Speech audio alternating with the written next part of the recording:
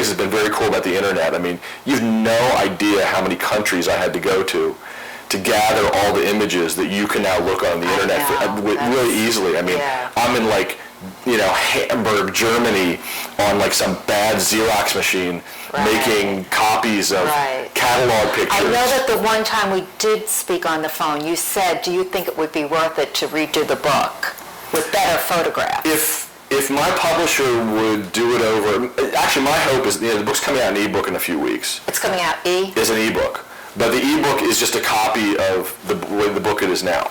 My hope is that as ebooks get better and the costs of them go down, that my publisher or somebody else will want to take the book and make it more interactive so that people can see higher res versions of the pictures, and there's video. Well, I would do more if we could get them. We have lots of pictures that I didn't have access to. And I actually had a conversation not that long ago with Camille Paglia, who is obsessed with Gia.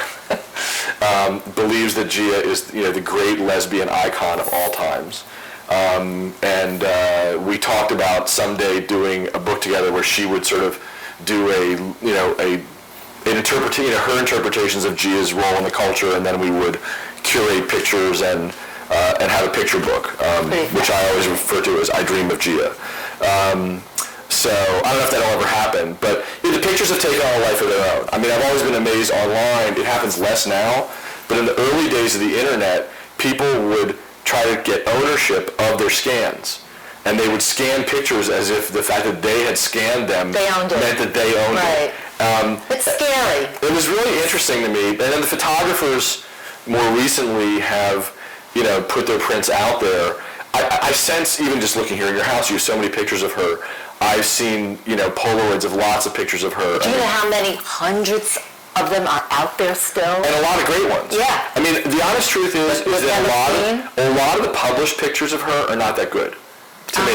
When I look at the outtakes from those sittings, because a lot of them are commercial, they feel dated, the clothes feel dated, but when you look at the outtakes from those sittings, but she's really a lot. Dated. There's something about her look that's classic. In any shot, even if the makeup is a little dated or the clothing is a little dated, I don't feel that she's dated. She was really a fashion icon from the first day I met her. I was in the City Core shoot. Yeah, let's talk. About Gia. Let's do the interview we never did. So tell me about the first time I ever met her, I was doing a shoot by Chris von Wagenheim for Italian Bazaar. It was set up at the City Core building on 53rd Street.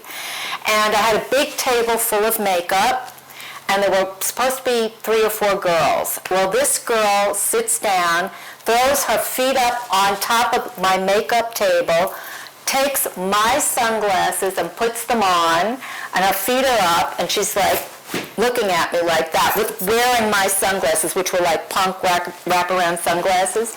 And I'm like, out of the corner of my eye, now I'm going to have a problem. And I had to make up these other girls, and I was making them up. And I noticed when she took off her glasses, she had this hideous pink clear silk kind of stuff all over her face. And I thought, now, we're doing Italian Vogue. Do you want me to leave that on? Anyway, we went through this. My agent told me I had to come in makeup ready. So that was her version. She covered up a spot here and there, makeup ready with clear silk. It was hysterical. And she had instant charm, you know exactly, she was a punk, hot, gorgeous kid. She didn't care. She had that attitude. Everyone watched her. You couldn't take your eyes off of her. And then that was without makeup on, even with that Clearasil or whatever was on her face. She didn't have great skin. She had gorgeous skin, but whatever. Ate a pizza but she had gorgeous skin. So let me put that to rest. Okay. So, but anyway, she was always funny, but I would always find her funny and humorous and laugh at all her little funny things that she did. I don't know that she thought she was funny, but I thought she was funny. How much older were you than her? 10 10 years at least. And that's a big 10 years at that age. A big 10 years. She was a kid. I would suggest that you were old. No, I was but older. 10 years older than I was somebody. 29, she was 19. Okay, so that's pretty big. So that's big, and that's why the shock of the whole thing. That's another thing. It's not just that. It's the age. It's everything. But she was always so charming and beautiful, and that City Core shoot, I don't have the picture right here to show you, but her first shot, she put on a strapless black gown. And she was just very casual and very nonchalant, and I saw Chris nod to her, and she just dropped the strap off half of the dress, and that was the shot. And it was just, topless. Right. And girls didn't do that back then for Vogue. This was bizarre. Bizarre. But it didn't matter. It just wasn't that common. And it was like, oh my God. She looked fabulous and cool, and she did not look like cheap or playboyish, or she looked fashion chic, right on. Again, I'm sorry I don't have the picture. I'm not prepared for it. But I thought, oh boy, get ready. I really knew, and that was from the first day I met her, that she was going to be a star model. And just so if people haven't seen the pictures, these pictures were on the top of the City Core building. It had just opened.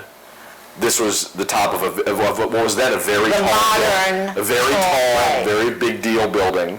And Chris von Wagenheim liked edgy photos, and yeah, I think sadly, I'm not sure those pictures exist anymore.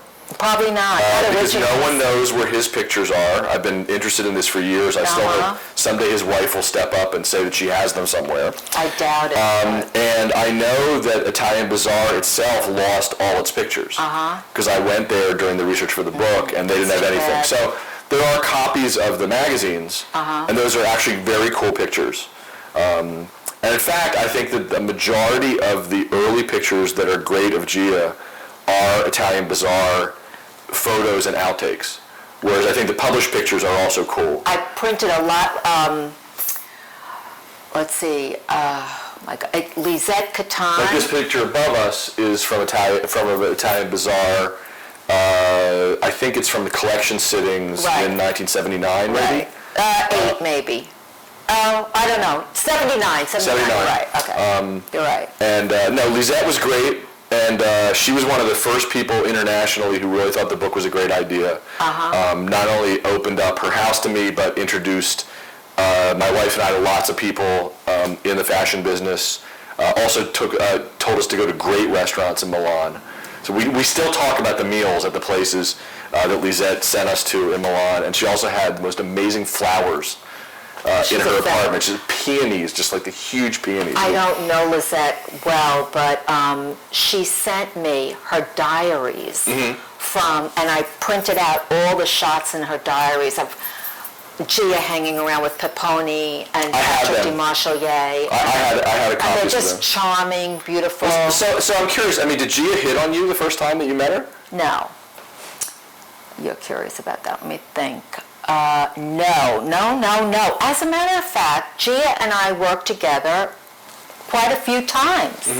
We worked for Vogue with Andrea Blanche. We worked with Chris von Wagenheim. We worked several times. Now, the reason I do like going on Heart and Soul, because they ask me questions, thank you guys, and it makes me think, because in those days I never ever thought about anything. But I put it together, so naturally you do put things together. So this is what I put together. Chris knew Gia was gay. I didn't. How would I? So I was working with her often for other photographers. I never, in my life, had met a gay girl yet. Okay, and I was 29 years old, that I knew was gay. Okay. So this is in Studio 54, New York? So anyway. Were you just not paying attention? Well, they weren't paying attention to me. I don't know what way it went, but whatever it went, I don't have any recollection. So anyway, my antenna's not up, nothing. So, what was I going to say now? So, You did a lot of different Chris cities. had to know Yeah. that she was gay, because here's what happened. I went to work he had a studio in Union Square, and I went to work in the morning, and I was wearing this skin-tight spandex Norma Kamali jumpsuit. And Regine, Chris's wife, was downstairs. And she watched me walk in, and she said to me, "How much do you weigh?" And I have a Polaroid of it someplace. So you can show the girls how it's going to be done. Like, you'll be on the edge here, and I go, okay. Albert did it too with me. Stand on the edge of that building in high heels. And I went, okay, I liked it. Wear this snake in India, I liked it. Okay, fine. So I did this little, so I was okay with it. I said, oh, well, of course. So I asked him, can I just leave my cowboy boots on? And he said, okay, fine. So we go, I remember leaving the dressing room, and I didn't know what the setup was going to be. I assumed it was going to be like headshots, like just like that.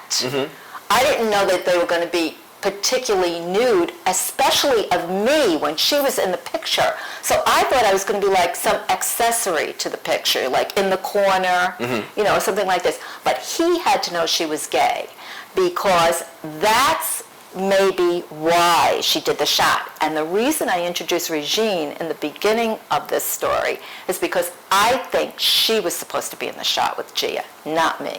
Oh, that's interesting. Interesting, right? Well, Chris is known to have sort of used both his wife and his little daughter in a lot of pictures, and the assumption is, for those of you who don't know, Chris von Wagenheim's pictures are gone.